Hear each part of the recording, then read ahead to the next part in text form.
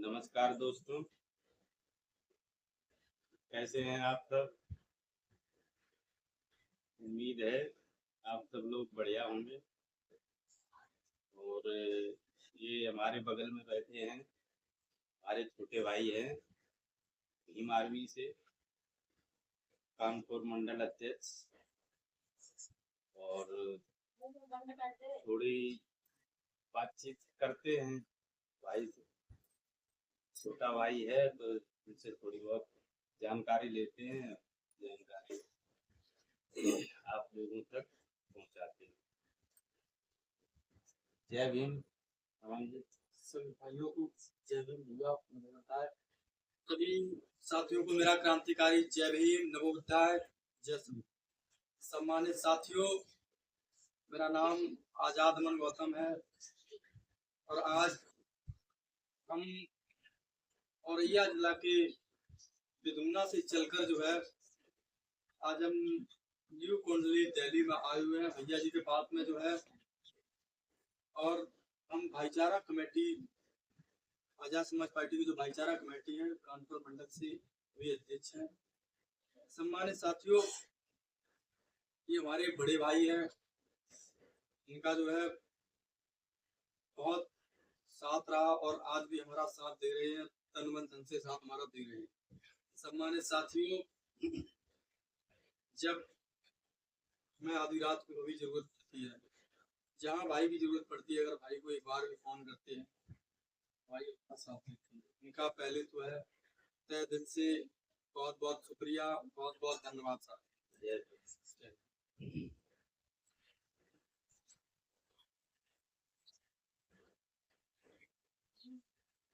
और बताएं जी। भैया आपका आशीर्वाद है। नहीं, आशीर्वाद तो बाबा साहब हमारे माँ बापों का है। लेकिन माँ बापों का भी आशीर्वाद है, लेकिन अपने जो हमारे बड़े भाई है जो हमारा साथ दे रहे हैं, उनका भी आशीर्वाद होता है।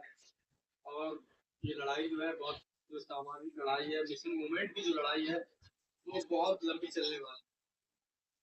इस लड़ाई को लड़ने के लिए तमाम लोग आते हैं, लेकिन असली योद्धा वही होता है जो लड़ाई को जो है अंत तक लड़ता है, जीत हासिल करता है। तमाम साथी आते हैं क्योंकि हम समाज की लड़ाई को लड़ रहे हैं, लेकिन वो लोग जो है ईमानदारी से लड़ाई को नहीं लड़ रहे, वो अपना लाभ देखते हैं। एक आपने नारा सुना होगा कि निकलो बाहर मकानों से और जंग लड़ो बेईमानों से, कि निकलो बाहर मकानों से और जंग लड़ो बेईमानों से।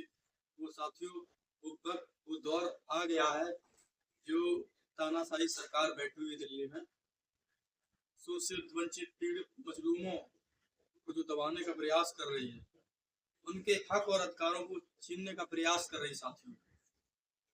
तो साथियों, चाहे आपके भाई आजाद मन गौतम की जब समाज को जरूरत पड़ेगी, आपका भाई आप तमाम साथियों के साथ है। जो हमारे बहुजन समाज के साथी हैं, जो पीड़ित लोग हैं, वो किसी भी जाति के हों, किसी भी धर्म के हों, वो पीड़ित हैं, तो वो भीम आर्मी आजाद समाज पार्टी के पास आए, हम उनकी मदद करेंगे। और जब तक इस देश में भारतीय संविधान, ये आप देख रहे हो ना, भारतीय संविधान, और संविधान के रहते हुए किसी के साथ साथियों गलत नहीं हुआ। जो हमारे ये मसीहा हैं डॉक्टर अम्बेडकर, जिन्होंने हमें पढ़ने का अधिकार दिया, जिन्होंने हमें कपड़े पहनने का अधिकार दिया, जिन्होंने हमें ऊंचे रखने का अधिकार दिया, जिन्होंने हमें बुलेट पे चलने का अधिकार दिया। साथियों, वो दौर था जब डॉक्टर अम्बेडकर जो है स्कूल में पढ़ने जाते थे, और कुछ लोग ऐसे थे जो लोग बाबा साहब को जो अछूत मानते थे और बाबा साहब को जाति के नाम से प्रताड़ित करते थे कि तुम अछूत। समझो कि वो बाल कटवाने जाते थे, तो जो बाल काटते थे वो बाबा साहब को अछूत कहकर जो है उन्हें गाली गलौज करते थे, उतार देते थे। कि तेरी हिम्मत कैसे बढ़ेगी। पाया जब बाबा साहब को जब मौका मिला, भारतीय संविधान लिखने का जब मौका मिला, जब बाबा साहब विदेश से पढ़ के आए, तो बाबा साहब ने इस बहुजन समाज की लड़ाई को लड़ा। एक अकेला मसीहा, सब जो तमाम लोग थे, जो ब्राह्मण विचारधारा के लोग थे, जो भी ब्राह्मणवादी विचारधारा के जो लोग थे, वो हमारे विरोधी थे, क्योंकि वो बाबा साहब के विचारों से डरते थे। क्योंकि बाबा साहब जो है जब विदेश से पढ़ के आए, तो ये नेहरू और गांधी गए थे विदेश में, तो अमेरिका के पास जब ये गए, तो इन्होंने ये कहा कि भाई हमें संविधान लिखवाना है। तो अमेरिका के जो राष्ट्रपति थे, उन्होंने कहा कि तुम्हारे देश में एक मसीहा ऐसा रहता है जो यहाँ से पढ़ के गया, पूरी जो है यूनिवर्सिटी में उनका नाम है, और उनके जितना कोई विद्वान नहीं था। तो जब बाबा साहब विदेश से पढ़ के आए थे, तो नेहरू और गांधी आए और बाबा साहब से मिले। बाबा साहब ने अपनी शर्तें रखी, तब जो कहीं जाके आज हम कुछ पा रहे, कपड़े पहन पा रहे, बुलेट पे चल रहे, हमारे समाज के जो भाई और बहन नौकरी कर रही है, किसी और की नहीं, जो ये देन जो है भारतीय संविधान की और एक मुझसे अम्बेडकर की देन से। तो अमन जी, आज की शायद जमाने में आज की तारीख ले लो, तो आज की तारीख में शायद है बाबा साहब की पहली मीडिया देश में तो जानते थे, भारत में तो आज की तारीख शुरुआत सब लोग जानते। तो मेरा आपसे पूछना है कि आप तो जनता भी जाते हो, जनता भी जाते हो, गाँव में जाते हो, चर्चाएं करते हो, तो हमारा समाज कहाँ तक सोया हुआ। हम दूसरे को ब्लेम नहीं दे सकते, हम किसी ब्राह्मण को, किसी मनवादी को नहीं दे सकते। हम ये देख सकते हमारा समाज कहाँ तक क्या कर रहा है, किस बेहोशी में सोया हुआ है।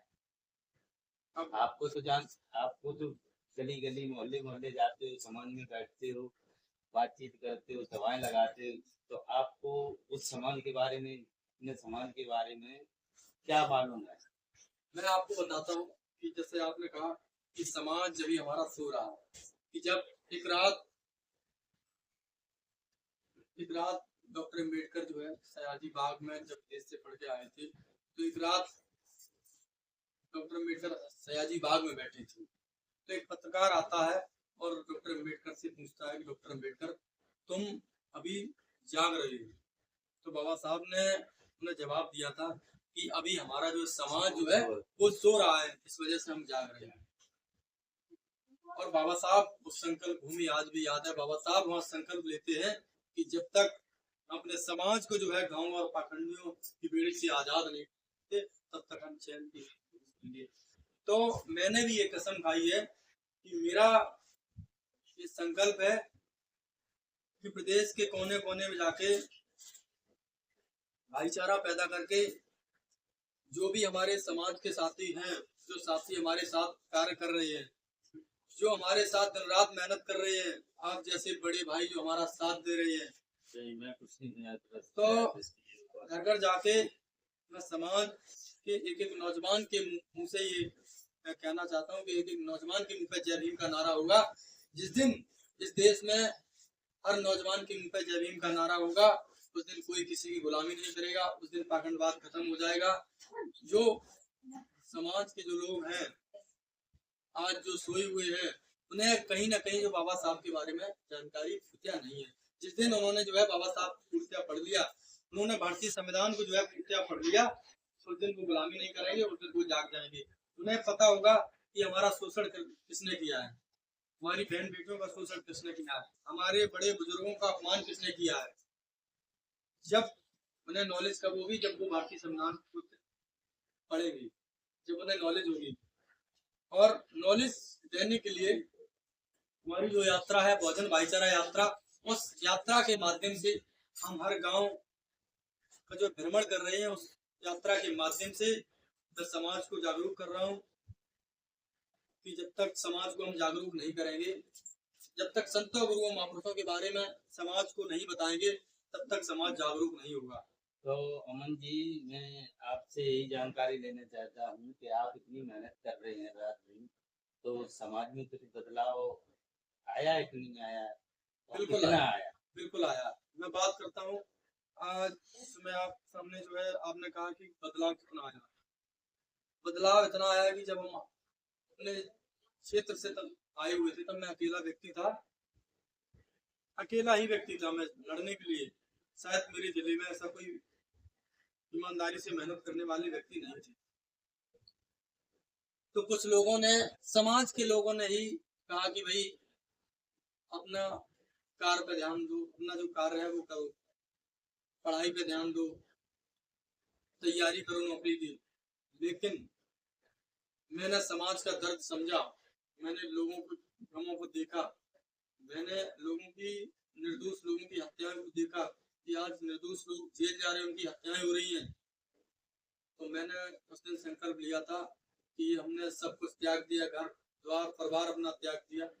मैंने उस दिन संकल्प ले लिया था कि जब तक जीऊंगा तब तक बाबा साहब के मिशन के लिए काम करता रहूंगा, मानवर कांसी राम साहब के लिए मिशन के लिए काम करता रहूंगा, और पूरे बहुजन समाज के लिए मैं काम करूंगा।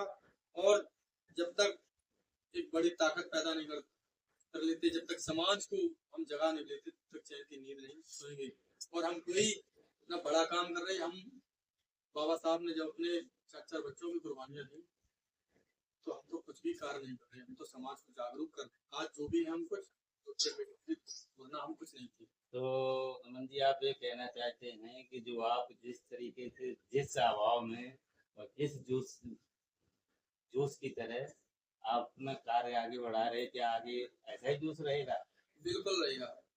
ये जोश तभी कम होगा जब कहीं हमारे, ऐसा तो नहीं कि कुछ हमारे हमारे समाज में ही कुछ लोग ऐसे हैं कि चलो, जब उन्हें जानकारी हो गई, जब कुछ पैसा आने लगा, तो वो समाज को छोड़ने लगे, अलग हो गए कि अपने नेता बन गया हूँ बड़ा। मैं आपको बता देना चाहता हूँ बड़े भाई कि आपका भाई टिकाऊ माल है, बिकाऊ माल नहीं। इसे कोई खरीद नहीं सकता है। इसे कोई भी दुनिया की कोई भी ताकत आ जाए, इसे कोई नहीं खरीद सकता है। जब तक जीऊंगा, बहुजन महापुरुषों के लिए मैं कार्य करता रहूंगा। जब तक जी, जब तक मैं जीऊंगा तब तक बहुजन महापुरुषों के लिए जो है काम करता रहूंगा। संतों गुरुओं महापुरुषों के जो आंदोलन को आगे बढ़ाने का काम करता रहूंगा। और आने वाली 3 दिसंबर को, अभी आपने हाल ही में देखा होगा, हमने रैली निकाली, वहां आपने देखा होगा कि हमारे साथ लोग चढ़ते चले जा रहे हैं। 3 दिसंबर को भाई चंद्रशेखर आजाद जी का जन्मदिन है। उस दिन आपको नजारा देखने के लायक होगा कि रोडों पे इतना बड़ा जन सैलाब हम लाएंगे। हम इसी वजह से मेहनत कर रहे हैं कि लोग जागरूक हों और नेता अपना अच्छा चुने। और हमारा ये प्रयास रहेगा 2027 में जो है, भाई चंद्रशेखर आजाद को उत्तर प्रदेश का मुख्यमंत्री बनाना है। और जब तक भाई चंद्रशेखर आजाद उत्तर प्रदेश के मुख्यमंत्री नहीं बन जाते, तब तक हम चैन की नींद नहीं सोएंगे। तो दोस्तों, ये थे हमारे छोटे भाई अमन गौतम, और हमारी इनसे भी इतनी बात हुई, और ये बात यही चर्चा बंद करते हैं, आगे फिर शुरू करेंगे। तब जय तक भीम, लिए जय संविधान, जय जय भीम, नमो बुद्धाय। मंडल कमिशन, जय जवाहर।